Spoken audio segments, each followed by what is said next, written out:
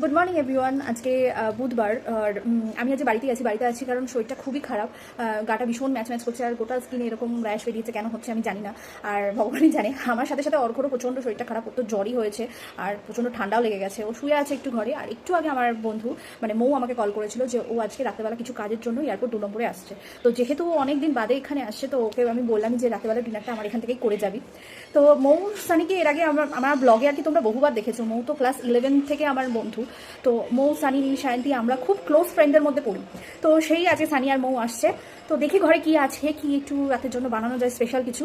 তো স্পেশাল মানে ঘরে যেটা আছে সেটাই বানাবো, কারণ শরীর একদমই ভালো না, আমি বাইরে যেতেও পারবো না। তো দেখি ঘরে কি আছে সেটা একটু বানাই আর তোমাদের সাথে শেয়ার করছি। তো আমি কিচেনে এসে দেখি ফ্রিজে আমার চিকেন ছিল। চিকেনটা মোটামুটি আমার বাড়িতে থাকেই। তো যাই হোক, চিকেনটাকে আমি ম্যারিনেট করে রেখে দিয়েছি আর এখানে চিকেনের মশলাপাতিও সব কেটে রেখে দিয়েছি আর চালটাকেও ভিজিয়ে দিয়েছি। দেন এবার আমার ইচ্ছা ছিল একটু ফ্রাইড রাইস করার, তো সেই জন্য সবজিপাতিগুলোকে কাটছিলাম আর কি, গাজর, বিনস, ক্যাপসিকাম এগুলো কাটছিলাম। এসব কাটাকুটি হয়ে যাওয়ার পরে আমি রান্নাটাও বসিয়ে দিয়েছি। এখানে আমার রাইসটা হয়ে গেছে অ্যান্ড এখানে চিকেন কষাটাও হয়ে গেছে। তো যাই হোক, রান্নাবান্না সেরে এবার ফ্রেশ হয়ে নিয়েছি আর ঘরে গিয়ে দেখি তখন ওর কাজ করছে, বাট ওর শরীরটা ভালো না, ওর বিটিং চলছে। এই করতে করতে বিকেল হয়ে গেছিলো এবং মৌসানি দুজনেই চলে এসছে, বাট ওরা পুরো ভিজে গেছিলো, বৃষ্টি পড়ছিল। আর ওর এই দোকানটায় আসার কথা ছিল, এখান থেকে কিছু নেওয়ার কথা ছিল, যার জন্যই ওর আসা।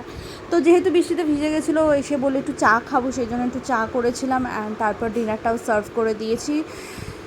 তখন প্রায় 10:30 মতো বাজে অ্যান্ড তারপরে আমরা নিয়েছিলাম একটু ওয়াটারমেলন জুস, কারণ গরমকালে এটা আমরা প্রায়শই খেতে থাকি।